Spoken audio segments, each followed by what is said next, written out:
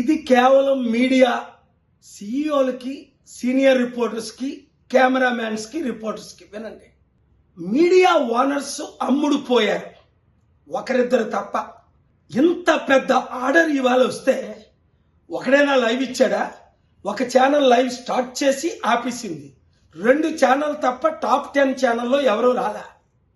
నేను చెప్తున్నాను, ఇలాంటి ఆర్డర్ ఎవడైనా తెచ్చాడా?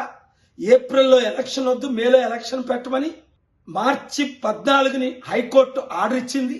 ఎలక్షన్ కమిషన్ ఒప్పుకున్నారు.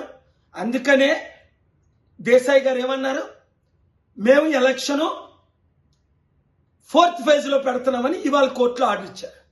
కౌంటింగ్ వెంటనే చేయమని మరలా ఇవాళ ఆర్డర్ ఇచ్చారు. ఇవన్నీ సత్యాలు కదా? స్టీల్ ప్లాంట్ అమ్మడం ఎంత అమ్ముతున్నారు, ఎందుకు అమ్ముతున్నారు, ఎంత ఉంది, ఎవరైనా తెచ్చారా? చరిత్రలో 3 సంవత్సరాలు అయింది, చాలా మంది పిల్లేశారు. ఒకరైనా స్టీల్ ప్లాంట్ గురించి ఆర్డర్ తెచ్చారా? ఒకరైనా 77 సంవత్సరాల్లో ఎలక్షన్ పోస్ట్పోన్ చేయించారా? 2004, 9, 14, 19 ఫేజ్ 1లో జరిగాయి.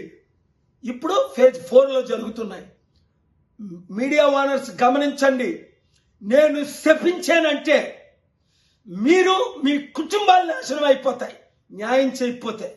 పనికిమాలందరికీ లైవ్ కవరేజ్ ఇస్తారా? రిపోర్ట్ చేస్తారా? ఫ్రంట్ పేజీలో చూపిస్తారా? పేర్లు చెప్పను.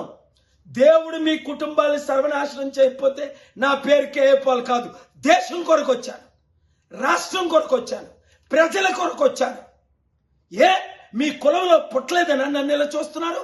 ఆ ప్యాకేజ్ టార్గెట్ ఇస్తా, డే అండ్ నైట్ ఇస్తాడా? ఒక్క పని చేయని మోదీకి డే అండ్ నైట్ ఇస్తారా? ఓటు బ్యాంక్ లేని శర్మిలాకి మీరు డే అండ్ నైట్ 3 సంవత్సరాలు తెలంగాణలో కవరేజ్, ఇప్పుడు ఆంధ్రాలో కవరేజ్ ఇస్తారా? ఇదా మీరు చేస్తుంది న్యాయం? మీడియా రిపోర్టర్స్ ప్రజలకు చెప్తాను, ఏ ఛానల్ వాచ్ చేయొద్దని. అంతేకాకుండా ఓనర్లు ఎవరు, ఎలా సంపాదించారు డబ్బులు, పిల్లేసి మీ ఎంట పడతా. ఇప్పుడు మెగా కృష్ణారెడ్డికి ఎలాగైతే పిల్లేసి నేను ఎంట పడుతున్నాను, ఎవరిని క్షమించను, దేవుడు క్షమించడు, నేను క్షమించను, ప్రజలు క్షమించను. ఇప్పుడైనా బుద్ధి తెచ్చుకొని న్యాయం చేయండి. కనీసం అందరికి ఇచ్చినట్టు మాకు కూడా కవరేజ్ ఇవ్వండి, లేదా దేవుని ఉగ్రతకు పాల్పడండి.